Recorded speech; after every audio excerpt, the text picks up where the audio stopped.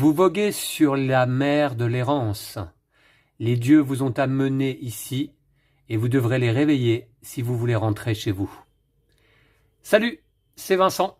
Bienvenue dans cette aventure de Sleeping Gods, le jeu de Ryan Laukat, localisé par Lucky Duck Games en français. Alors, je vous avais présenté un unboxing du jeu complet avec les 2 extensions que je vais d'ailleurs employer dans cette partie, dans cette campagne, je devrais dire plutôt, puisque je m'apprête à filmer plusieurs parties de Sleeping Gods. J'espère filmer une campagne complète. Je ne promets rien parce qu'on ne sait jamais où est-ce que ça nous emmène. Lorsqu'on commence à filmer une campagne, ça peut être long et donc j'essaierai de trouver le temps d'aller au bout de cette aventure. J'ai fait une aide de jeu complète, j'ai parcouru vraiment toutes les règles et le jeu me semble assez simple en soi. A priori, ce qui risque d'être difficile, c'est plutôt la difficulté de l'aventure en elle-même, hein. Je crois que c'est un jeu un petit peu de survie, hein, d'exploration, d'aventure, de découverte, narratif, et qui peut très bien se jouer en solo puisque c'est un jeu coopératif. On peut jouer de 1 à 4 joueurs et quand on est seul, on va diriger tous les membres d'équipage. Cette vidéo aujourd'hui va consister dans une présentation du matériel et puis je vais jouer le scénario d'introduction qui est conseillé de jouer lorsqu'on débute Sleeping Gods. De toute manière, on doit toujours commencer par le scénario d'introduction. Et puis ensuite, on va partir véritablement à l'aventure dans les épisodes qui suivront. Voilà, donc merci à vous de me suivre. J'espère que cette épopée ludique vous plaira. Et je commence tout de suite donc par la présentation du matériel. Alors, que j'ai disposé là sur ma table de jeu autour de moi. J'ai laissé pas mal d'espace vide car il y a beaucoup de cartes certainement qui vont venir s'ajouter sur la table. Et d'abord, on découvre ici ce qu'on appelle l'Atlas et mon bateau. La Manticore, c'est le nom du bateau. Alors, ce pion bateau, malheureusement, lors du unboxing, il m'avait échappé. Il était caché au fond d'une boîte et je ne l'avais pas montré. Voici donc la Manticore, un joli pion bateau qui va parcourir la mer de l'errance. Alors, l'Atlas est constitué de plusieurs pages, hein, évidemment, mais on commence l'aventure sur les pages 2 et 3, en particulier dans cette région.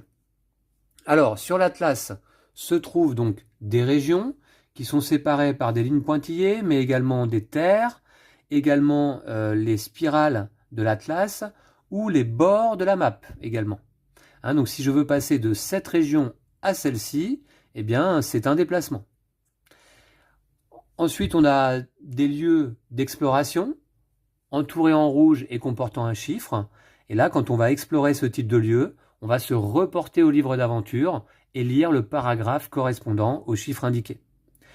On a également ici des marchés dans lesquels on va pouvoir faire du commerce. Donc voici un marché avec son symbole. Et puis on a des ports également. Ici, par exemple, le comptoir de Zikura dans lesquels on va pouvoir également faire différentes actions. Attention, la mer de l'errance comporte plusieurs dangers comme celui-ci. Si mon bateau entre dans cette région, alors je dois affronter ce danger. Et puis plein d'autres aventures et périples qui nous attendent certainement. Donc on va également pouvoir parcourir des donjons pendant cette aventure car je me suis procuré l'extension donjon. Ici, sur ma droite, voici la Manticore, mon bateau. Alors c'est le plateau bateau et je vais vous le montrer d'un petit peu plus près. Le bateau est composé de plusieurs salles. Le pont, l'infirmerie, la passerelle, la cale et les quartiers dans lesquels on va pouvoir effectuer des actions. Le jeu a une mécanique de pose d'ouvrier. On va à chaque tour déplacer notre pion marin, action marin, sur une salle différente de celle qu'il occupait précédemment pour aller résoudre les effets de la salle. Alors on a également la coque, mais ce n'est pas un emplacement qui permet d'effectuer une action. Le bateau peut contenir jusqu'à 11 dégâts, représentés par ces carrés bleu ciel sur lesquels on va poser des dégâts au fur et à mesure que le bateau va se dégrader. Alors en espérant en poser le moins possible. Donc on compte 1, 2, 3, 4, 5, 6, 7, 8, 9, 10, 11.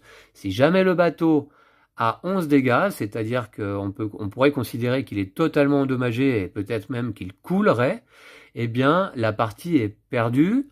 Ça ne veut pas dire la fin de la campagne parce que je vais jouer en mode normal. On ramène le bateau au port le plus proche, on le répare et on peut repartir à l'aventure. Si j'avais choisi de jouer en mode brutal, à ce moment-là, si le bateau a 11 dégâts, c'est la fin de la campagne, totalement. Et on doit recommencer une campagne depuis le début. Ici, un rappel des 4 actions possibles à notre tour. Ça peut sembler peu, mais en réalité, il y a diverses mécaniques, notamment avec les marqueurs ordre, qui vont nous pousser à prendre quand même pas mal de décisions et à faire beaucoup de choix différents, je pense, d'un tour sur l'autre. Donc les 4 actions, navigation, qui va consister à déplacer le bateau sur la mer de l'Errance. La deuxième action, exploration, qui va permettre donc d'explorer des lieux numérotés. La troisième action, commerce, sur les marchés pour acheter des équipements et autres objets. Et enfin, quatrième action, au port, qui permet différentes actions. On verra ça plus en détail par la suite. Et puis, sur le plateau bateau, on placera la pioche événement, qui va agir un petit peu d'ailleurs comme un timer, il me semble, puisque une fois qu'on aura épuisé 3 fois la pioche événement, eh bien, on nous demande de lire l'aventure F1 dans le livre d'aventure. Je ne sais pas exactement de quoi il s'agit, mais je pense qu'il s'agirait de la fin de la campagne. En parlant de fin de campagne, il faut savoir qu'on peut atteindre jusqu'à 13 fins différentes dans une campagne de Sleeping Gods. Donc l'objectif étant d'en atteindre, lorsqu'on joue une campagne, au moins une, j'imagine. Il y a très peu de choses dites et de détails dans le livre de règles sur la manière d'atteindre une fin de campagne ou qu'est-ce qui se passe à la fin de la campagne. Comment est-ce qu'on gagne ? Il est indiqué comment est-ce qu'on perd, mais il n'est pas indiqué comment est-ce qu'on gagne. Donc ça, à nous de le découvrir. Alors on perd de 2 manières, soit le bateau est totalement endommagé, donc, comme je disais, soit tous les membres d'équipage ont 0 point de vie. Alors voici l'ensemble des membres d'équipage que l'on va jouer, diriger pendant une campagne de Sleeping Gods. À plusieurs joueurs, on se les répartit équitablement. En solo, on joue avec l'ensemble des 9 membres d'équipage. J'ai placé la capitaine Sophie Odessa au centre de la table, puisque c'est vraiment elle la capitaine. Chaque membre d'équipage a un certain nombre de santé, de points de vie. Également des compétences. Alors il y a 5 compétences différentes dans le jeu et on voit que la capitaine dispose des 5 compétences. Les compétences étant donc la force, la ruse. Ici, alors attendez, je vais reprendre ma liste parce que je suis plus très sûr des compétences. Les connaissances avec l'encre, le savoir-faire ici, et il me manquait celle-ci, c'est la perception. Donc je vais m'y faire au fur et à mesure. Force, perception, ruse, savoir-faire et connaissance. Chaque membre d'équipage également a des capacités. Ici, la capitaine Sophie Odessa en a 3. 1, 2 et 3. Qu'on peut activer à notre tour. Et puis, chaque membre également d'équipage commence avec une arme. La capitaine commence avec un fusil, qui est une arme à distance, qui a plus 1 de perception, qui inflige 4 dégâts, plus un bonus, et elle a 1 de parade pour parer les attaques ennemies.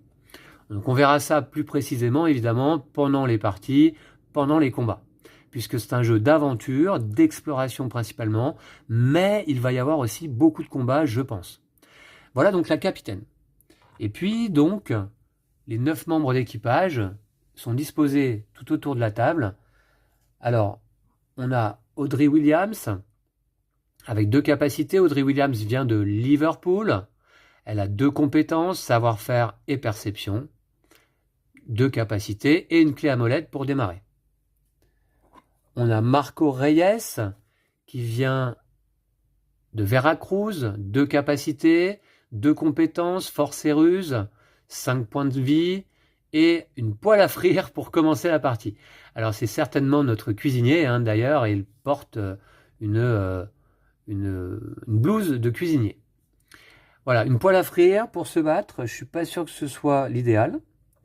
Ici, on aura, faisant partie de l'équipage, Mac, alias Mara Johnson, d'Atlanta, 5 points de vie, 2 capacités, 3 compétences, ruse, perception et connaissance, et une arme pour commencer, un sabre.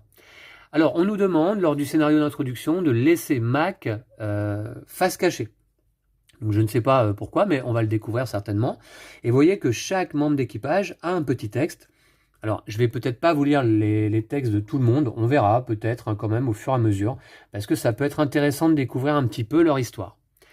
On a ici Laurent Lapointe du Québec, 2 capacités, 5 points de vie, un gourdin pour commencer la partie en tant qu'arme, et puis 4 compétences, force, perception, non pardon, ça c'est connaissance, perception et savoir-faire. Alors la capitaine Sophie Odessa, elle vient de New York, je ne l'avais pas précisé.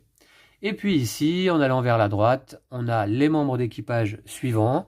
On a Kanan Sharma de Chennai ou Chennai en Inde certainement. 2 capacités, 5 points de vie, un pistolet, arme à distance pour commencer la partie. 3 compétences, force, ruse et connaissance. Ça y est, je vais avoir les noms des 5 compétences en tête désormais. Hein. On a Gregory Little de Los Angeles. 2 compétences, force et connaissance, une arme, un couteau pour commencer, et 6 points de vie. Il est particulièrement robuste, hein, ce Grégory. 2 capacités également. Il faudra qu'on les découvre quand même plus précisément. On a Kazumi Aoshima d'Osaka. 3 compétences, ruse, perception et connaissance, 5 points de vie. Et un wakizashi pour commencer la partie en tant qu'arme. C'est certainement le sabre qu'on aperçoit ici sur l'illustration. Et enfin, on a Raphaël Vieira de New York, lui aussi, et donc 2 compétences, force et savoir-faire, 2 capacités, 7 points de vie. Alors c'est le plus robuste, il me semble, hein, que j'ai vu jusque-là, et un marteau comme arme de départ. Donc là, c'est certainement le mécano, hein, le mécanicien, qui doit être affilié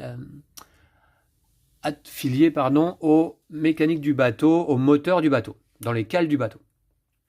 Voilà, donc présentation de ces différents membres d'équipage. Je vais quand même, et on le fera au fur et à mesure, vous lire le petit texte fluff de la capitaine Sophie Odessa.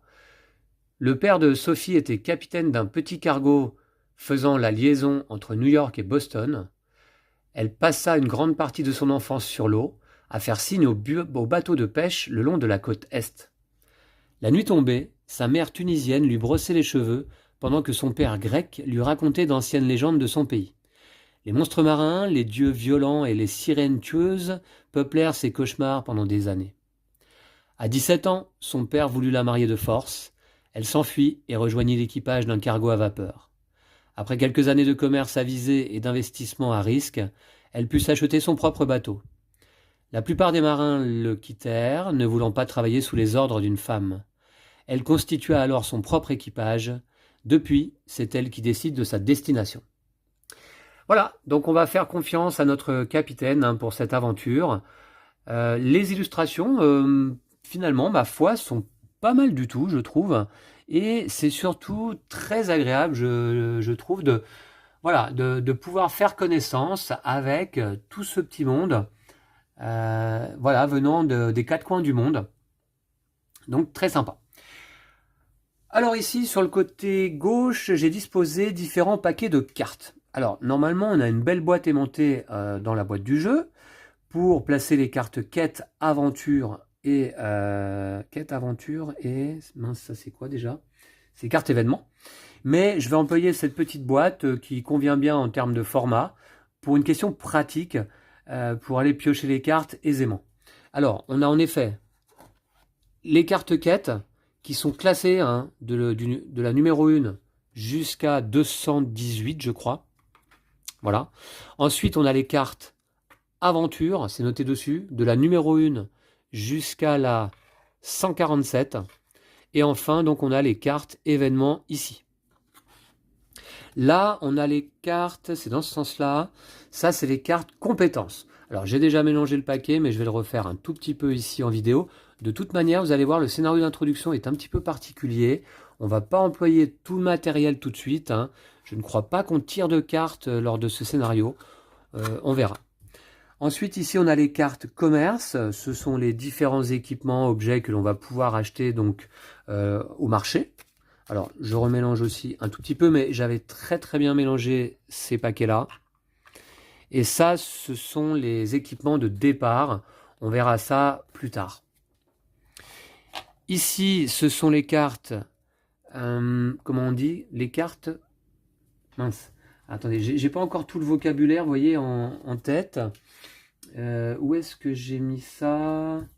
Attendez, je vais vous dire. Ça, ce sont les cartes... Compétences, non. Bref, je ne sais plus. Carte expérience. Ce sont les cartes expérience propres à chacun des membres d'équipage. Voici les cartes, par exemple, d'Audrey, puis les cartes de Marco, puis les cartes de Mac, etc. Chaque membre d'équipage, les 9, ont accès à des cartes expérience qui vont leur donner des compétences supplémentaires, des capacités supplémentaires, mais qui ont un coût. Qui ont un coût en expérience, que l'on va devoir dépenser au fur et à mesure. Au début, on commence avec 0 carte expérience. Enfin, ici, j'ai placé les cartes ennemies, et il y en a un bon paquet avec les 2 extensions, 94 cartes ennemies différentes. Alors, je ne crois pas qu'elles soient toutes différentes, mais enfin, il y en a pas mal, il y a pas mal de types d'ennemis quand même là-dedans. Et c'est pareil, elles doivent être classées dans l'ordre, à partir de la 1, donc jusqu'à la dernière. Ici, j'ai pour l'instant disposé le livret de règles, ainsi que le livre d'aventure des donjons, lorsqu'on va en visiter un, ainsi que l'atlas fourni par l'extension Ruines ancestrales, qui prolonge en fait, qui agrandit la map globale de la mer de l'errance. Et puis ici, j'ai disposé, c'est le scénario d'introduction, guide de démarrage, avec au dos le livre d'aventure qu'on ouvrira par la suite. Enfin, là tout en bas, sur ma gauche, j'ai disposé les différents jetons dont on va avoir besoin pendant cette campagne. Je vais vous les présenter rapidement. Je ne veux pas être trop long là sur cette introduction concernant le matériel. On va d'abord avoir ici des cubes d'action. Alors on aura 4 cubes d'action au maximum à chaque tour pour effectuer donc évidemment des actions. Ici on a les dégâts du bateau. Ce sont les cubes que l'on place sur les salles du bateau lorsqu'elles sont endommagées. Ensuite, ici on a des marqueurs ordre. Les marqueurs ordre vont pouvoir être dépensés à notre tour pour effectuer des actions particulières. Et je vous en dirai plus donc par la suite. On a ici les blessures qu'on va pouvoir infliger aux ennemis, mais également à nos personnages, à nos membres d'équipage, me semble-t-il. Alors, une blessure, et puis on a des petits 5 blessures si on a besoin. Voilà. Donc les blessures pour les ennemis et les membres d'équipage. Ici, on a les pièces. Alors, est-ce que ce sont des pièces d'or? Oui, on pourrait le penser. Il y a des petits jetons, je considère... Alors, c'est pas indiqué dessus, mais il y en a des petits et des gros. Alors, je pense qu'on peut dire une pièce et 5 pièces. Voilà. Ou alors, remarquez que... Je sais pas, je verrai... ou alors, je considérais que c'est toutes des unités. Bon, je verrai. Ensuite, ici, on a... eh bien, ce sont des ressources.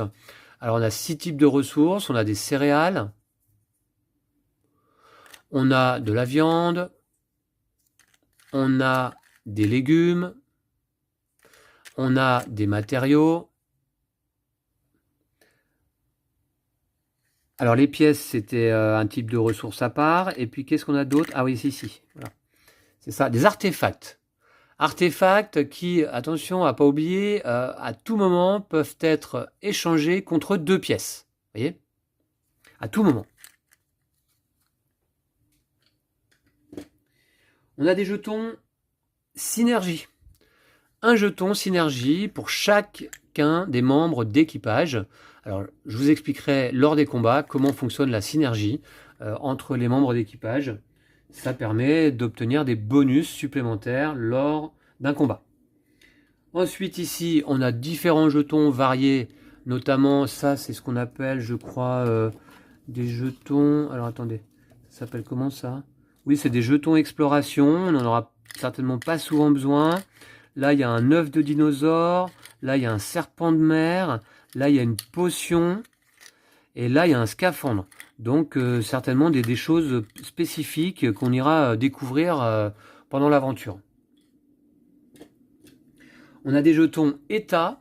Et là, il y a 5 états différents. Alors, on peut être empoisonné. Malheureusement, dans ce cas, on perd 1 de santé au début de chaque tour.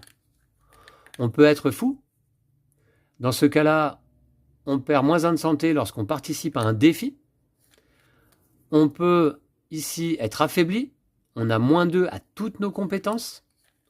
On peut être déprimé, comme cela. À ce moment-là, lorsqu'on participe à un défi, on paye un ordre supplémentaire. Et ici, on peut être effrayé, c'est-à-dire avoir la chair de poule. Et dans ce cas, on ne peut pas attaquer. Donc chaque membre d'équipage peut détenir au maximum un jeton état de chaque type.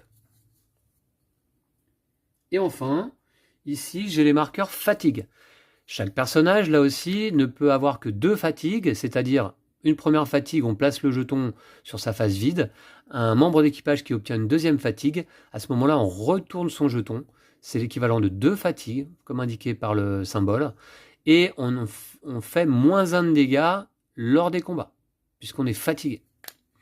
Pas plus de 2 fatigues par membre d'équipage. Et enfin, j'ai laissé dans un sachet, ici, les jetons et cartes fournies dans l'extension donjon. Je n'ouvrirai ce sachet que lorsqu'on ira visiter notre premier donjon. Ça risque pas d'être sur cette vidéo, je ne pense pas. Mais voilà, peut-être on ira dans les prochaines vidéos, assurément.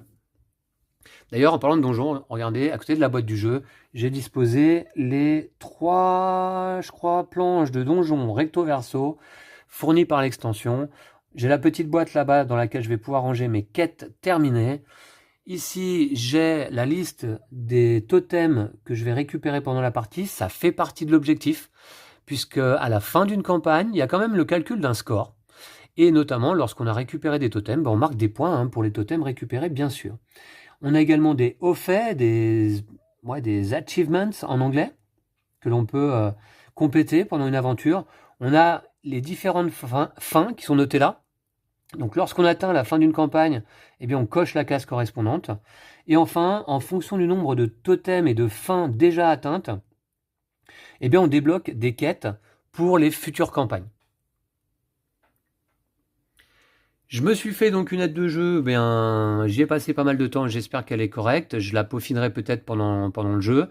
Donc ici avec le matériel, ici avec la mise en place d'une nouvelle campagne, simplement. Ensuite, attendez voir, les bases du jeu, avec un résumé de ce que sont les cartes compétences, cartes expérience, cartes aventure et commerce, cartes quête. Qu'est-ce que c'est qu'explorer un village ou une ville? Les jetons exploration. La santé, les dégâts et les blessures. Les règles importantes. Les dégâts du bateau, la fatigue, piocher le destin. Qu'est-ce que ça veut dire? Les états dont je viens de parler. La pioche d'événements épuisés. Comment ça se passe? Ensuite, le tour d'un joueur. Donc là, en solo, ce sera simple, on est seul. Donc on va enchaîner les tours. À chaque tour, eh bien d'abord, il faut savoir que les membres d'équipage empoisonnés donc, subissent un dégât, comme je disais. Et ensuite, on fait une action bateau à la passerelle, en cale, sur le pont, dans les quartiers ou dans l'infirmerie. Ensuite, on pioche une carte d'événement. Et enfin, on peut faire jusqu'à 2 actions et ou marquer et ou gagner des marqueurs ordre. Et il y a une fin de tour. La fin de tour en solo, on va la zapper puisqu'il s'agit de simplement de passer le jeton premier joueur, capitaine, au joueur à sa gauche. Donc moi, j'aurai toujours le jeton capitaine. Je l'ai d'ailleurs pas sorti de la boîte, j'en ai pas besoin en solo. Ici, un résumé des 4 actions possibles. Navigation, exploration, commerce et port.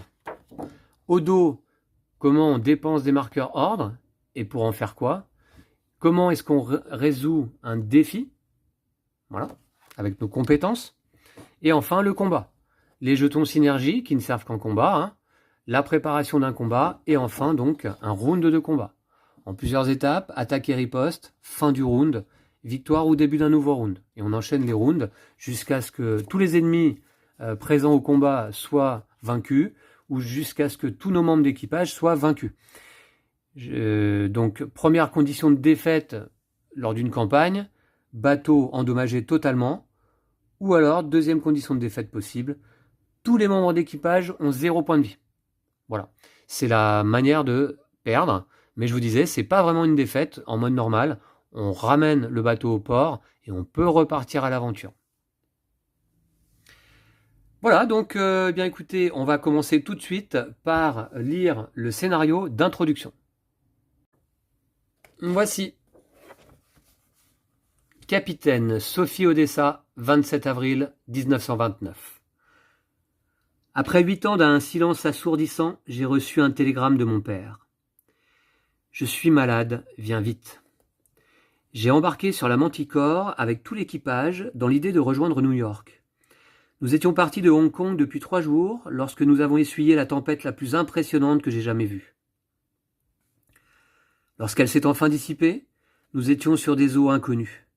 L'horizon était brumeux et la seule chose que nous distinguions était un grand rocher sortant des flots près du bateau. À son sommet, une femme aux cheveux gris agitait une canne à pêche de 3 mètres de long. « Bienvenue sur la mer de l'errance, dit-elle. Vous pensez peut-être rêver, mais ce n'est pas vous qui dormez. Les dieux de ce monde sont piégés dans un sommeil éternel, aussi profond que la mort. Leur pouvoir sur ces mers a été éteint par d'irrespectueux mortels. Mais ils vous ont fait venir d'un autre monde afin de les réveiller. Et vous devrez le faire si vous souhaitez rentrer chez vous. »« Les dieux, dis-je ? » ?»« Qui d'autre ? » gloussa-t-elle. « Vous devez chercher leurs totems disséminés dans tout l'archipel. Si vous en rassemblez suffisamment, vous pourrez réveiller les dieux et ils pourront vous renvoyer chez vous. Un échange de bons procédés. De nombreux marins sont déjà morts en tentant leur chance. Vous mourrez probablement aussi, mais bon vent. » Je lui ai demandé où se trouvait le port le plus proche, mais la femme a soudain disparu, comme par enchantement. Nous sommes partis en direction du nord, à la tombée de la nuit. Épuisés par notre voyage et la découverte de ce monde extraterrestre, nous n'avons pas fait attention au bateau sombre qui nous poursuivait. Des cris de surprise et de terreur ont envahi le bateau lorsque des créatures à tête de taureau ont surgi sur le pont. Les yeux des monstres brûlaient des flammes de l'enfer, et leur dialecte était une sorte de mélange guttural de braiements et d'aboiements. Il n'y avait pas grand-chose à faire, ils ont pris possession de la Manticore, tandis que nous les suppliions de nous épargner. Eh ben ça commence bien. Ça commence bien, voilà une petite illustration pour commencer cette aventure. Donc on a affronté une tempête gigantesque et on se retrouve plongé dans ce monde où les dieux sont en sommeil. On doit se charger de les réveiller, mais on est assailli de toutes parts par des taureaux, des créatures à tête de taureau. D'accord. Continuons l'aventure. Lors de votre campagne de Sleeping Gods, vous allez lire le livre d'aventure. Les aventures du scénario d'introduction sont incluses dans ce guide de démarrage pour plus de confort. Donc c'est le scénario que l'on va jouer aujourd'hui. À partir de maintenant, toutes les histoires sont écrites du point de vue de la capitaine Sophie Odessa.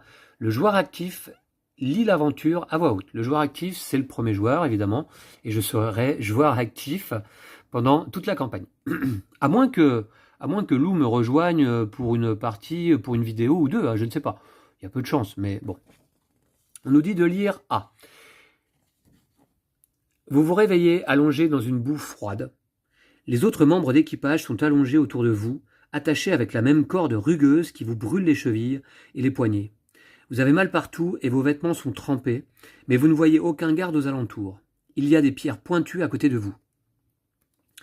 Note, Mac ne peut pas participer à ce défi.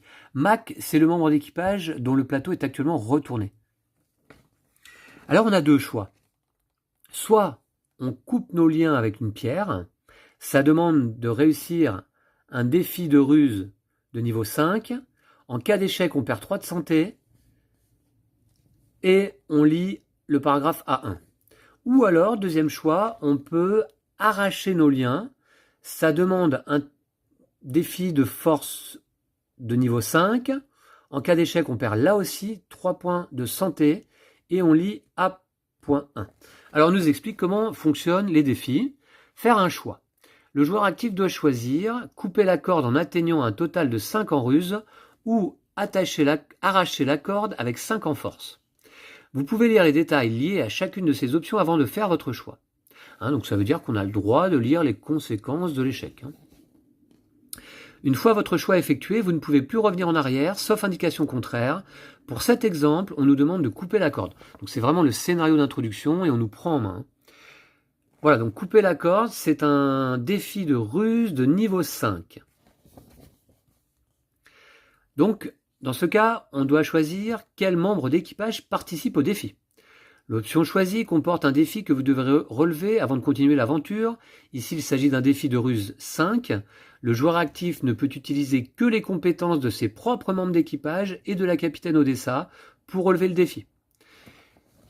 Placez un jeton fatigue sur la capitaine Odessa et sur l'un des autres membres d'équipage du joueur actif qui possède également la compétence ruse. Comptez le nombre total de symboles ruses présents sur tous les membres d'équipage participants. Je vais avoir 2 en ruse.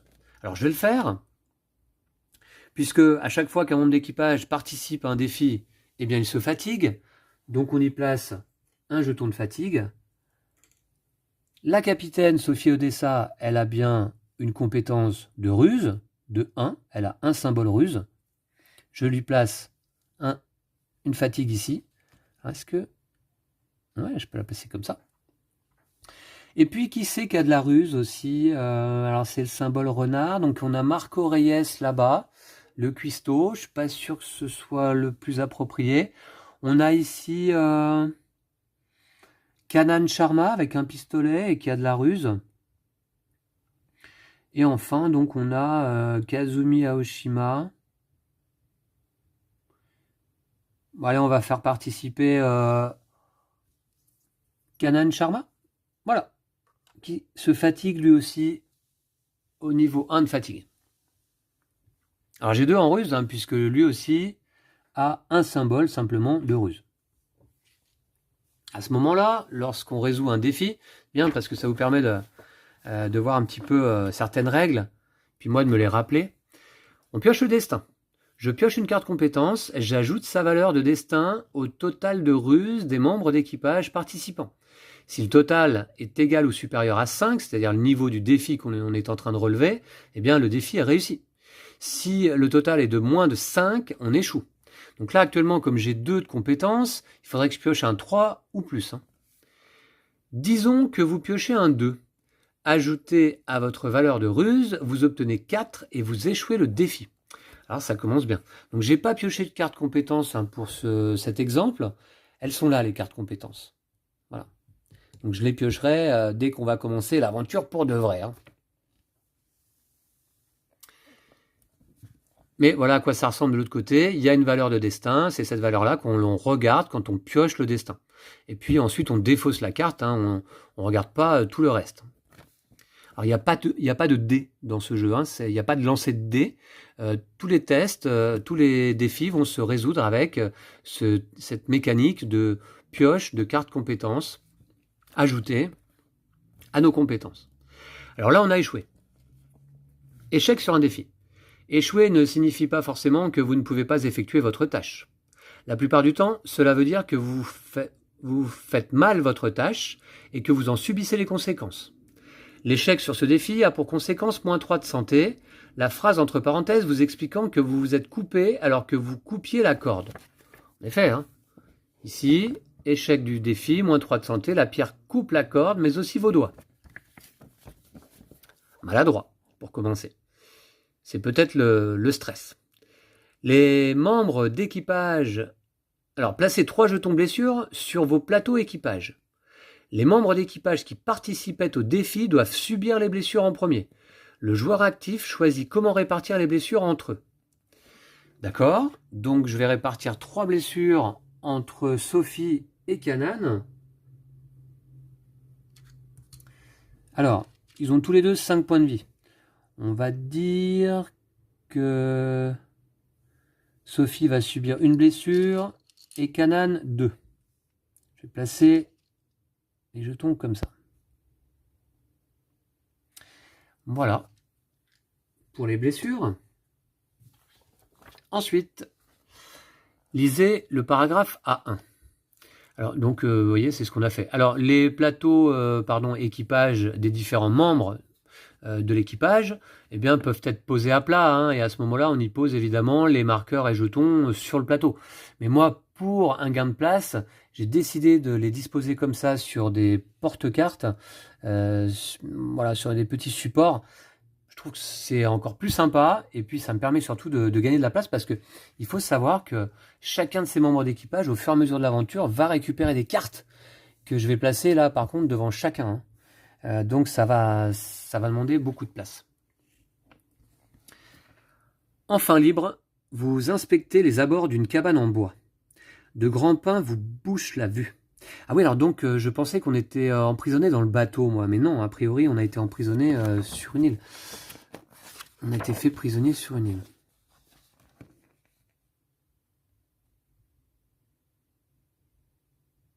Ouais, d'accord, ouais.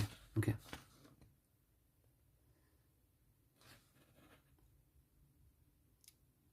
Ouais, d'accord. Ok, très bien. Alors, de grands pins vous bouchent la vue. À la lisière de la forêt, vous trouvez une cage rudimentaire faite de planches de bois. À l'intérieur, une femme est allongée sur le dos, les yeux fermés. On devrait la faire sortir, dit Kazumi. On n'a pas le temps, coupe Raphaël. Est-ce que je peux donner mon avis? La femme emprisonnée ouvre les yeux et s'assoit. Je m'appelle Mac. Votre aide serait grandement appréciée. Vous cassez le verrou avec une pierre. À peine est-elle sortie que vous entendez des grognements derrière vous. 2 monstres à tête de taureau sortent des bois et vous chargent. Combat 1 et 2, lisez A2. Alors, vous pouvez maintenant retourner le plateau équipage de Mac face visible. Elle peut participer au combat. Alors, comme en plus, eh bien, on la découvre maintenant, Mara Johnson d'Atlanta, que l'on vient de libérer de sa cage, eh bien, on va lire son texte. Très jeune, Mac partit à l'aventure dans les îles du Pacifique avec sa sœur pour chercher du travail. Ses parents n'avaient jamais aimé que sa sœur l'appelle Mac, tout le monde l'appelait Mara. Mais pour Mac, cela symbolisait le lien inaltérable qui les unissait. Alors qu'elle rentrait chez elle, une énorme tempête eut raison de leur petit paquebot. Mac se retrouva à l'eau, accrochée à une caisse de whisky. Elle se réveilla seule sur une île boisée mais déserte. Elle comprit vite qu'elle n'était plus dans le Pacifique. Elle vit depuis 15 ans sur la mer de l'Errance, en ayant abandonné depuis longtemps l'espoir de retrouver sa sœur. La seule chose qui l'intéresse désormais, c'est de rentrer à Atlanta. Ok. Mac veut rentrer à Atlanta et éventuellement, dans le meilleur des cas, retrouver sa sœur sur son chemin. Ok. Le mot combat, suivi par une liste de nombres, ici 1 et 2, indique que l'on doit vaincre les ennemis correspondants avant de poursuivre l'aventure. Il est temps de vous battre. Passez à la page 6. Donc on a vu rapidement comment fonctionnait un défi, parce qu'on va en avoir pas mal à disputer, à relever pendant l'aventure. Et maintenant, on va passer tout de suite aux règles du combat. Combat. Sortez les cartes ennemies 1 et 2 du paquet ennemi. Placez-les côte à côte comme illustré à droite. Elles sont normalement mélangées et disposées aléatoirement. Voilà. Alors, je vais aller les chercher donc dans le paquet ennemi. Les cartes 1 et 2. 1 et 2. Et c'est là qu'il va falloir que je fasse un choix pendant l'aventure. Où est-ce que je dispose les cartes ennemies?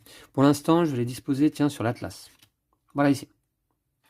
Alors, c'est dans l'autre sens que l'on nous indique de les disposer pour ce scénario exemple d'introduction. Voilà. Le gardien à gauche, le gardien mythéen et le guerrier à droite. Alors, regardons-les d'un petit peu plus près. L'illustration est la même.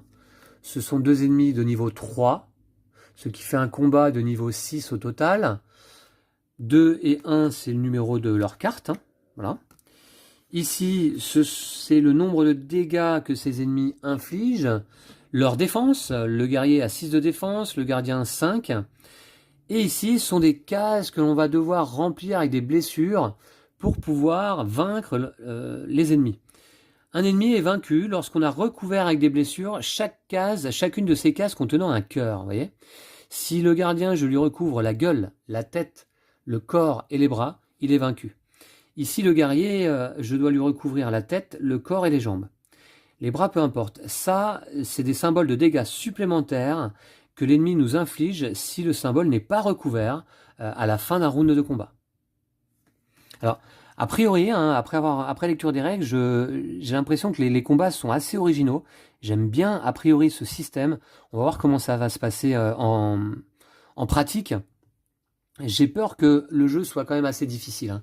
J'ai lu quelques critiques, quelques reviews du jeu, et les gens disent que ça a l'air assez complexe. On peut jouer en mode facile, dans une FAQ et documents auxquels j'ai eu accès sur internet. Eh bien, l'auteur Ryan Locat a mis en place un mode facile, mais moi ce que je vais faire, je vais commencer la campagne quand même en mode normal. Alors, répartissez les cubes actions de combat aussi équitablement que possible entre les joueurs. Donc, je vais me prendre les 4 cubes de combat. Ici. Voilà. Placez les jetons synergie sur leur plateau équipage respectif. Laissez-vous guider au cours du combat. Alors, les jetons synergie, bah écoutez, je vais le faire. Donc, un jeton synergie par personnage. Donc, ici pour Audrey Williams. Ensuite, on a ici Marco Reyes. On a la capitaine. On a Mac. On a ici Raphaël Vieira à droite. Laurent Lapointe. Et ici, c'est Kazumi. Kanan. Et Grégory. Voilà les jetons synergie. On va certainement découvrir donc comment ça fonctionne dès ce scénario d'introduction. Attaque des joueurs. Les joueurs attaquent dans n'importe quel ordre. C'est-à-dire qu'on va utiliser nos cubes actions dans n'importe quel ordre. Enfin, là, je suis tout seul, donc ça n'a pas d'importance. Lorsqu'un joueur attaque, il place l'un de ses cubes actions de combat sur l'un de ses plateaux équipage pour faire attaquer le membre d'équipage en question. Dans cet exemple, les instructions concernant chaque personnage doivent être appliquées par le joueur contrôlant ce personnage. Moi, je contrôle tous les personnages. Et il faut savoir, attention, que chaque membre d'équipage ne peut...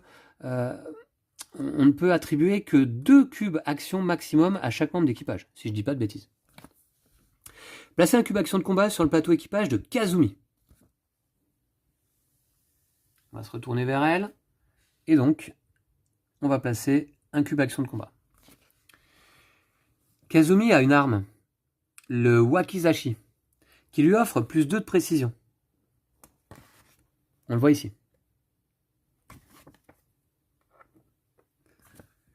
Vous ne pouvez utiliser qu'une seule arme par attaque et vous devez désigner l'ennemi ciblé.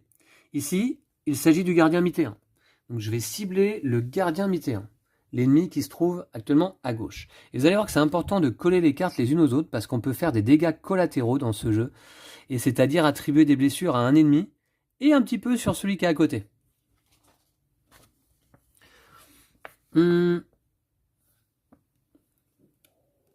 Voilà. Le gardien mythéen a une valeur de défense de 5. On peut le voir ici au bout de mon pouce. Piochez une carte compétence et ajoutez sa valeur de destin à la précision de Kazumi. Si le résultat est supérieur ou égal à la défense du gardien mythéen, Kazumi le touche. Disons qu'elle pioche un 3. Donc là, à nouveau, j'aurais dû piocher une carte compétence. Mais je ne vais pas le faire là, puisqu'on suit l'exemple qui nous est donné. Donc 2 de précision avec Kazumi, plus 3 piochés, ça fait 5. J'obtiens un total de 5, et donc égal ou supérieur à la défense de l'ennemi, donc je le touche. Très bien. Bien joué, Kazumi. Infliger des dégâts et placer les blessures. Le wakizashi de Kazumi inflige 3 dégâts.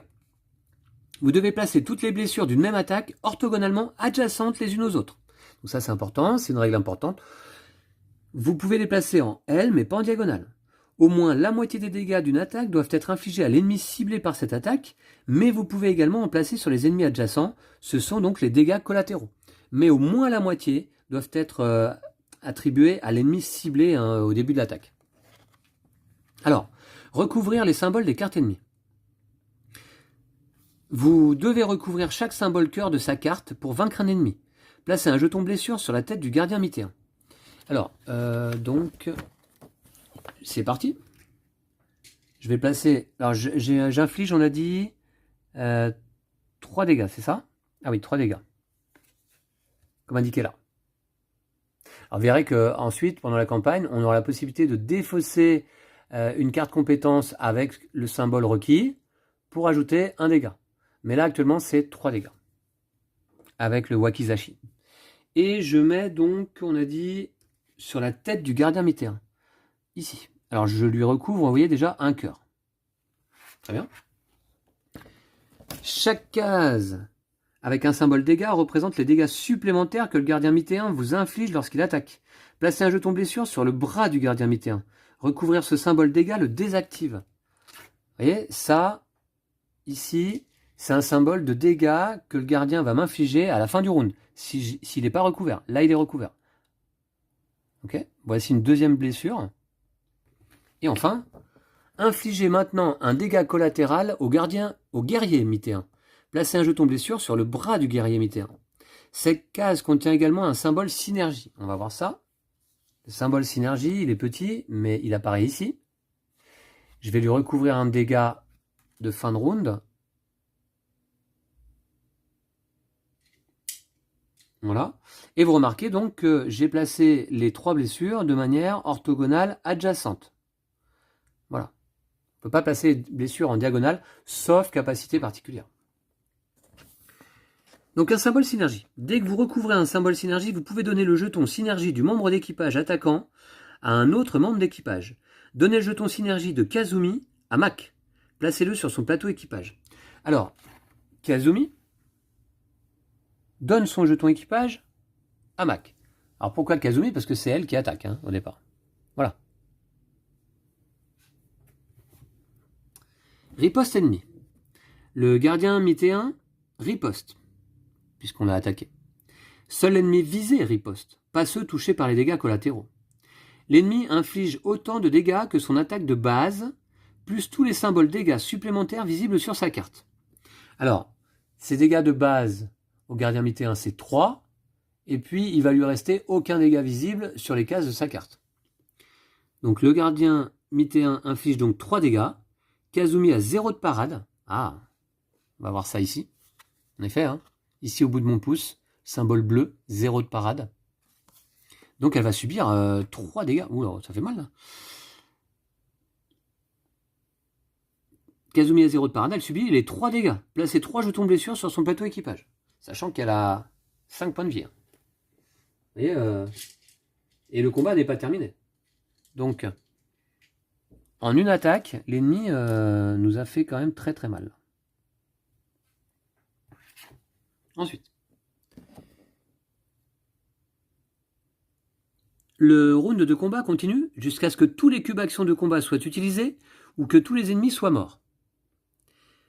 Je place désormais donc un cube action de combat sur le plateau équipage de Mac et je vais cibler le guerrier mythéen. Alors, Mac va attaquer à son tour donc le guerrier qui se trouve cette fois-ci à droite. Piocher une carte compétence. Disons qu'elle obtient 3. Alors, Mac, elle a 4 de précision. Vous voyez, on le voit ici. 4 de précision. 4 plus 3 total de 7. Mac touche avec son sabre et inflige 2 dégâts. Alors, oui, puisque la défense du guerrier, c'est 6. Alors, 2 dégâts. Hop, je vais récupérer ici les petits marqueurs dégâts. On nous demande de les placer comment? On va voir. Elle utilise le jeton synergie de Kazumi pour infliger un dégât supplémentaire. Alors, les membres d'équipage peuvent utiliser le jeton synergie des autres membres d'équipage. Ils ne peuvent pas utiliser le leur, ils peuvent utiliser celui des autres membres. Et le jeton synergie de Kazumi lui offre plus 1 dégât. Elle le rend à Kazumi. Donc plus 1 dégât, ça va faire 3 dégâts à répartir. Très très bien. Ouh, elle va pouvoir carrément le vaincre là, hein, puisqu'il ne reste plus que 3 cœurs au guerrier. Soit 3 au total. Remettez le jeton sur le plateau équipage de Kazumi, c'est fait. Placez un jeton blessure sur chaque symbole cœur du guerrier mythéen. La tête contient un symbole synergie. Mac peut donc donner son jeton synergie à la capitaine Odessa, par exemple. Alors, ici, la tête avec le symbole synergie. Je recouvre également le corps. Et je recouvre également les jambes du guerrier. Et il est vaincu. D'abord, Mac va donner son jeton à la capitaine, comme on nous demande de le faire. Très bien. Alors, j'ai bien conscience que cette vidéo est un petit peu didactique et je lis beaucoup. Mais c'est le principe de scénario d'introduction que je voulais vous présenter tout de même en vidéo pour être très complet. À partir de la prochaine vidéo, là, on va rentrer dans le cœur de l'aventure. Et ça vous permet de voir comment ça fonctionne, hein, ce Sleeping Gods. On aura vu une bonne partie des règles, là, je pense, déjà. Vous voyez qu'elles ne sont pas très très nombreuses, les règles en soi. Et puis, comme ça, ça vous permettra de suivre plus facilement l'aventure par la suite. Alors, le guerrier mythéen est vaincu, tous ses cœurs sont recouverts, il ne riposte donc pas. Alors, normalement, on devrait retirer sa carte même, hein, et la replacer dans les cartes ennemies à sa place. Placez un cube action de combat sur la capitaine Odessa. Donc, c'est la capitaine qui va agir à son tour, qui va attaquer. Alors, elle a un fusil, précision 1, dégâts 4... D'accord. Piochez une carte compétence. Disons qu'elle obtient 1. Donc à nouveau, là, on ne pioche pas de carte. Alors, 1 plus 1 de précision, ça fait 2 seulement. Donc disons qu'elle obtient 1. Même en activant le jeton synergie de Mac, la capitaine rate son attaque sur le gardien mythéen. Gardien mythéen a une défense de 5. Ah oui, 5. Et elle pourrait activer ça. Ça lui donnerait plus 2 de précision. Elle aurait 1 plus 1 avec la carte, plus 2 avec ce jeton, ça ferait 4, et c'est pas suffisant en effet pour passer la défense de l'ennemi. Dommage. D'accord? La capitaine rate son attaque sur le gardien, il riposte immédiatement, il inflige 3 dégâts, mais la capitaine a une parade, comme on voit ici. Alors, 3 dégâts infligés par le gardien, en effet, ça fait 2 dégâts à la capitaine Odessa, qui a désormais 3 dégâts sur elle. Ouh, ça va vite, hein? Placez 2 jetons blessure sur son plateau équipage. Comme son attaque est ratée, elle n'inflige que 1 dégât. Ah, en effet, après la riposte de l'ennemi, c'est une règle importante, il faudra que je m'en rappelle. Lorsqu'on a raté notre attaque, c'est-à-dire qu'on n'a pas touché l'ennemi, on ne lui a infligé aucun dégât, et bien après la riposte de l'ennemi, si on est encore en vie, si on a au moins 1 point de vie, eh bien on place un jeton blessure sur l'ennemi. On lui inflige un dégât quand même. Gratuit. Alors là, on nous demande de le passer sur la gueule du gardien. Ici. Allez, il n'a plus que 1 point de vie. D'accord. Voilà, sur la gueule du gardien. Et donner le jeton synergie de la capitaine à un autre membre d'équipage. Alors, d'accord. Un autre membre d'équipage. Bah, je vais le donner. Alors ça, son jeton synergie à la capitaine, ça permet, lors d'un combat, donc de pouvoir poser les blessures de manière diagonale, justement, sur les cases d'un ennemi. Alors, qui va s'en charger? Je vais le donner à... Je vais le donner à Grégory, tiens. Voilà. Marqué, non. Je vais plutôt le donner à quelqu'un qui a beaucoup de... Ouais, non, si, Grégory, c'est bien. Grégory, c'est bien. Voilà, je lui donne. Utilisez le dernier cube action de combat avec un autre membre d'équipage. Même si l'attaque est ratée, le gardien mythéen est vaincu. Rappel, si l'attaque rate, l'ennemi riposte avant de subir un dégât. Alors, oui, donc là, bon, on va faire rapidement. En effet, même si je rate cette attaque, comme je lui inflige un dégât après sa riposte, je recouvre son dernier cœur. Alors, j'ai pas pris les dégâts, mais vous allez voir que de toute manière, on arrive très près de la fin de ce scénario d'introduction et on va retirer tous les dégâts des personnages. Victoire, vous avez vaincu les Mythéens, vous pouvez reprendre l'aventure, lisez A2. Et là, on arrive à la fin de ce scénario. A2. Vous rejoignez la plage et l'équipage laisse échapper des soupirs de soulagement en apercevant la Manticore, votre bateau, amarré à proximité. En embarquant, vous retrouvez Gloria, votre intendante, ligotée dans les quartiers. « Quel beau voyage !» dit-elle d'un sourire moqueur. Mac vous remercie de l'avoir libérée et vous explique que les dieux l'ont amenée en ce monde, elle aussi. « Je suis américaine, d'Atlanta, mais ça fait 15 ans que je suis perdue ici, dit-elle. J'ai essayé de rentrer, puis j'ai abandonné, avant d'essayer à nouveau. J'aimerais bien me joindre à vous, j'ai perdu tous les totems que j'avais rassemblés, donc on part de zéro. Mais je connais ce monde, et j'ai quelques pistes pour commencer les recherches. Vous acquiescez. Alors allons-y. Référez-vous au paragraphe plateau-bateau ci-dessous, retournez au bateau. Voilà, donc on nous dit également que à la fin de chaque aventure et à certains autres moments, on va gagner des récompenses et ou subir des conséquences. Elles sont listées en italique et peuvent être des ressources, des pièces, des jetons état, des dégâts, de la fatigue, des cartes aventure, des quêtes, etc. Retourner au bateau, ça signifie que notre exploration est terminée. On passe le jeton capitaine au joueur suivant dans le sens des aiguilles d'une montre. Plateau-bateau. Placez la figurine bateau dans la zone de mer de la région contenant le lieu numéro 2, page 2 de l'Atlas. Donc on est bien ici. Page 2 de l'Atlas. Région contenant le lieu numéro 2. Placez le plateau-bateau au-dessus de l'Atlas, face correspondant au nombre de joueurs visibles. Alors, oui, effectivement, il y a deux côtés sur le plateau-bateau, il est recto-verso. Ici, on est sur le côté pour 1 ou 2 joueurs. Évidemment, de l'autre côté, c'est pour 3 ou 4 joueurs. Voilà. Ensuite, retirez ensuite tous les jetons blessure, fatigue et synergie de l'équipage. Alors de toute manière, les synergies, oui, on peut les retirer parce que ça ne sert que en combat. Donc dès que le combat se termine, les jetons synergie, en fait, ils n'ont plus d'utilité. On les redispose sur chaque personnage correspondant au début d'un combat. Je vais retirer également toutes les blessures. Tant mieux. Ça nous a donné quand même une petite idée sur l'efficacité des ennemis, qui délivrent des blessures sans trop de problèmes. Voilà, tout ça, hop, je retire. Et je vais replacer les cartes ennemies dans l'ordre. Est-ce qu'on recroisera les gardiens et guerriers mythéens? Je ne sais pas. On verra ça. Suspense. Placez 3 pièces et une céréale sur le plateau-bateau, puis placez toutes les autres ressources en réserve à portée. Alors les autres ressources en réserve, je vous ai montré sur ma gauche, elles y sont. Alors 3 pièces et une céréale. D'abord, je vais prendre 3 pièces sur le bateau. Ici. Et une céréale. Voilà, donc ça en fait, ce sont les ressources de départ lorsqu'on joue une campagne en mode normal. En mode facile, eh bien, je vous dirais que au lieu de commencer avec 3 pièces, on commencerait avec 20 pièces. On commencerait avec une céréale, mais en plus un légume et une viande. Et puis on commence également avec 20 XP. Parce qu'il y a 2-3 petits documents que je ne vous ai pas montrés, que je vais vous montrer après.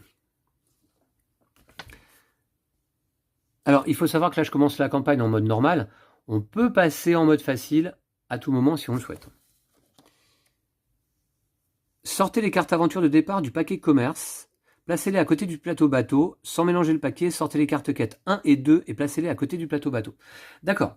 Donc, on a déjà quelques cartes de départ, notamment 4 cartes ici, aventure de départ. Vous voyez, c'est marqué. Un équipement de départ, on a un Barda qui permet, en dépensant un marqueur ordre, de repiocher le destin. On a également, en passager de départ, on a Gloria Walker. Ah bah oui, On vient de la retrouver, donc elle était enfermée dans le bateau. En dépensant un ordre, elle permet de piocher 2 cartes compétences. Ici, on a des pancakes pour commencer. Une recette de départ. En dépensant un ordre, on peut dépenser 3 céréales pour retirer 3 fatigues et gagner 3 santé. Je suppose, hein. Je découvre un petit peu les symboles aussi. Hein. Et enfin, on a une soupe, une autre recette. Pour un marqueur ordre, on peut défausser 3 ressources au choix. Alors, c'est des ressources au choix, ça, ou... attendez voir. Ouais, je crois. Hein. Alors, non, c'est soit viande, soit céréales. C'est 3 nourritures, en fait. C'est soit viande, soit céréales, soit légumes. Hein, on ne peut pas défausser des matériaux ou des pièces pour ça. Pour, là aussi, retirer 3 de fatigue et retirer un jeton déprimé. Voilà. Voilà. Alors, on nous demande de les placer près du plateau bateau. Alors, ça va commencer déjà à prendre de la place, tout ça, hein, effectivement. Donc... Enfin, je vais les placer quand même. Hein. Il faut savoir que les cartes aventure, en fait, appartiennent à tous les joueurs hein, autour de la table. Bon, moi, je suis solo, donc forcément, elles m'appartiennent.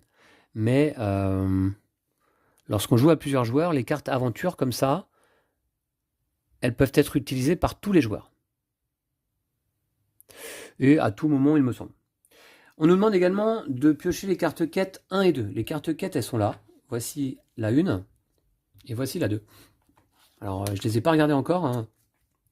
J'ai absolument pas découvert la teneur des cartes, hein, donc on va voir. Alors, il faut les placer face visible, sans mélanger le paquet. Sortez les cartes quêtes 1 et 2 et placez-les à côté du plateau bateau. D'accord, ouais, donc il faut les lire. Alors d'abord la 1. Raid sur Bon Secours. Mac a entendu des rumeurs au sujet d'attaques de rats géants sur un petit village de pêche au nord-est de Zikura. Donc, Zikura, c'est là, au nord-est des attaques de rats géants. Sur un petit village de pêche. D'accord. Bon, écoutez, on verra. Hein, ça doit être par là, je pense. Hein. Les villageois souffrent, ils auraient bien besoin d'aide. Alors, on a un premier mot-clé, le mot-clé raid. Enfin, on a le cottage d'Anne, avec un mot-clé cottage. Mac a entendu parler du cottage d'une vieille chasseuse de trésors, Anne. On y trouvera peut-être quelque chose d'intéressant. Le cottage est près d'un pont au nord du comptoir de Zikura.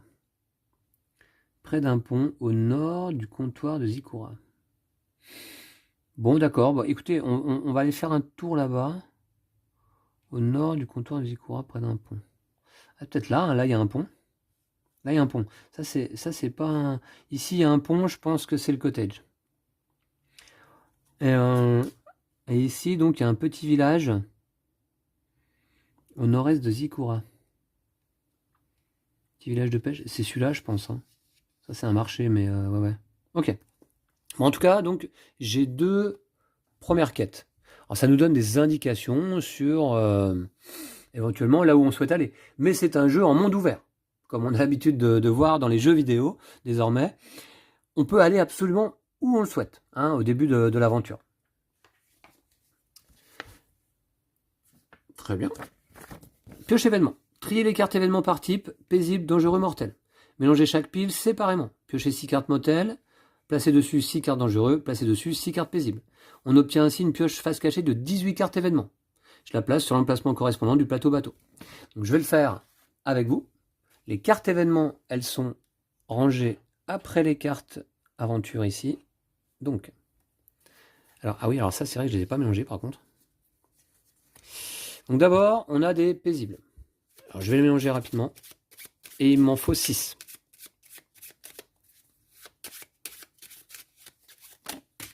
Oula. Oh bah ça y est, le bateau il a chaviré déjà.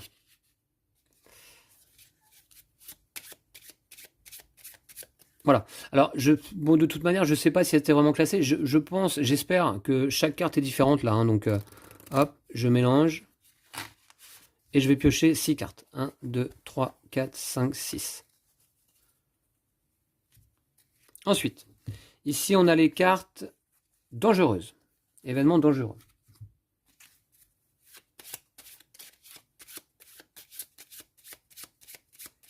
Ah oui, donc ça veut dire que plus on va avancer dans la pioche événement, plus les événements en plus vont devenir bah oui, difficiles, je pense. Hein. D'accord.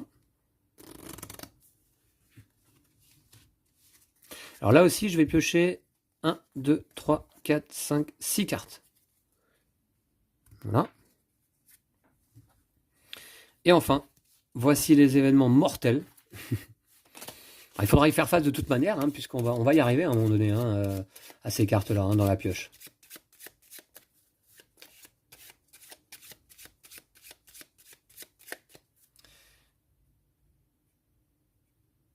Je mélangeais là aussi le paquet.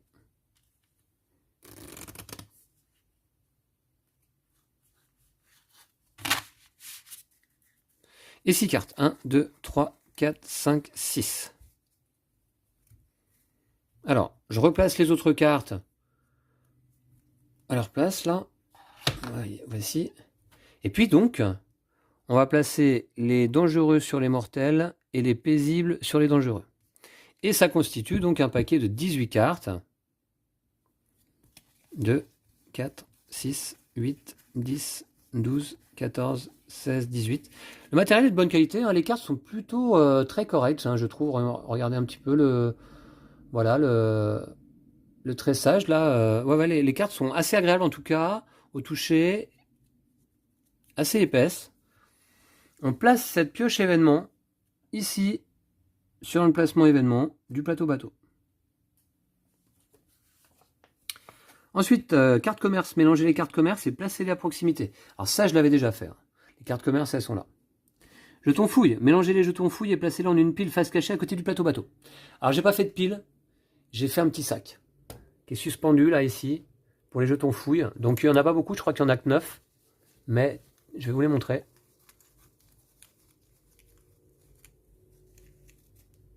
Voilà. Je les replacerai dans le... Voilà, c'est des jetons fouilles. Alors c'est différentes choses qu'on peut trouver. On verra ça en partie. Hein. Mais comme je préfère piocher dans un sac plutôt que de piocher sur une petite pile, voilà. Donc il est suspendu pour ne pas prendre de place sur la table, mais je ne suis pas sûr que ce soit l'idéal pour autant. On verra, je le mettrai peut-être ailleurs par la suite. Ouais. D'accord. Et enfin, élément que je ne vous avais pas présenté encore, la feuille journal de bord.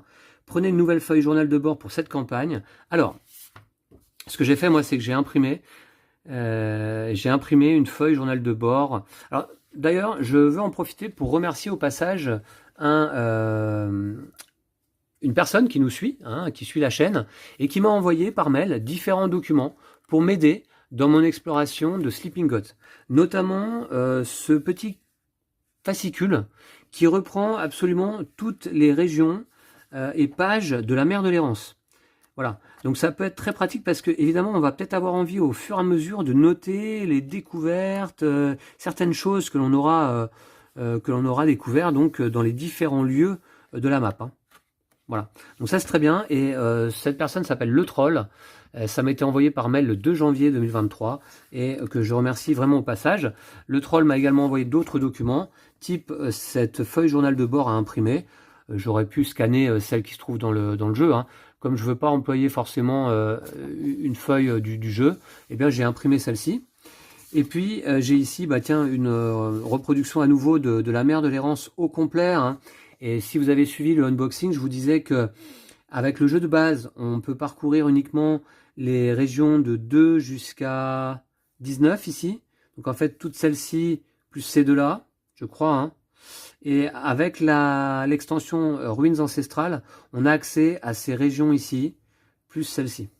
Voilà. Donc ça permet d'agrandir la map. Hein. Voilà. Alors donc sur la feuille journal de bord, on nous demande d'écrire la date en haut de la feuille et les noms des joueurs en bas. D'accord. Bah écoutez, je vais le faire. Hein. Donc, la date, eh bien, nous sommes... Ah, nous sommes quelle date d'ailleurs? Voilà, nous sommes le 10 janvier. 10 janvier 2023. Voilà. Ok. Et puis les joueurs, ben, il n'y a que moi. Hein. Vincent.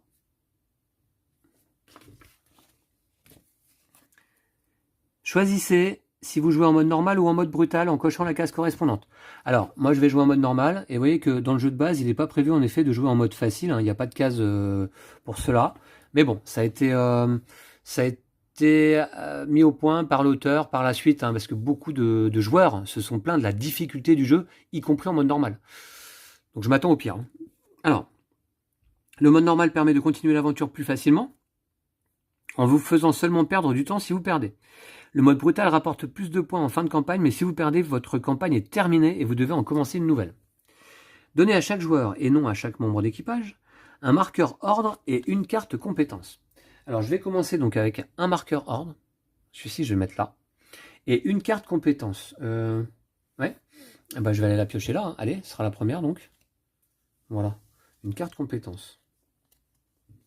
Alors ça c'est mes cartes compétences en main. Et il faut savoir que chaque joueur ne peut détenir que 3 cartes compétences en main maximum à la fois. Et ensuite les cartes compétences pour les attribuer pour les équiper à un membre d'équipage, à un personnage, ça demande de dépenser un ordre, je crois. Hein. Alors qu'est-ce que j'ai obtenu? J'ai obtenu cette compétence qui va peut-être me demander 2 ordres d'ailleurs pour l'équiper, qui est la caractéristique fonceur, c'est-à-dire que ça donne une compétence de force supplémentaire. Et j'ai une capacité, gagner un ordre lorsque vous explorez. Pas mal, pas mal.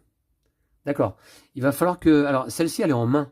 Je ne peux pas tout de suite la donner à un personnage. Il faudra que je dépense 2 ordres, certainement, pour l'équiper. Voilà. Et voilà.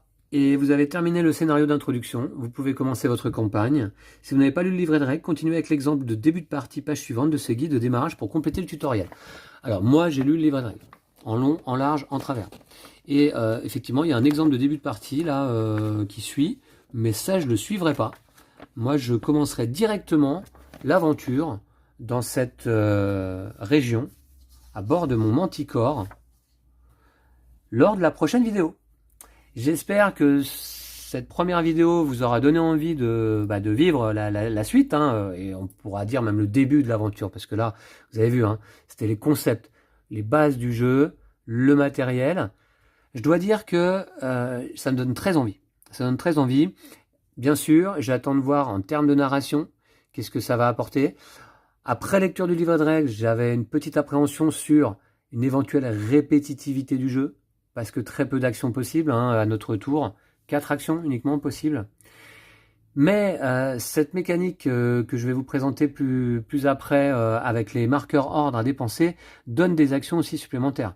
Et puis on a tous ces personnages à gérer. Et puis on a toutes ces cartes également à gérer. Donc voilà, c'est peut-être un jeu qui va pas forcément... Alors les jetons fatigue, je pense qu'il fallait que je les retire là quand même. Ah ouais. Voilà. D'ailleurs, j'avais déjà oublié, je crois, les autres personnages qui avaient attaqué par la suite, je leur avais pas attribué de fatigue. Hein. Ok, donc il y aura... les règles sont simples, mais je pense qu'il y a beaucoup de choses à pas oublier en fait. Il faut être très attentif à tout notre environnement, à tout ce qui se passe autour. Voici, donc je vais vous laisser là pour cette première vidéo de Sleeping Gods. Je vous retrouverai très très vite pour la suite, et plutôt le début de l'aventure. Donc voilà, le jeu de Ryan Laukat. À très très vite. Salut. D'ici là, prenez soin de vous et de vos jeux de société.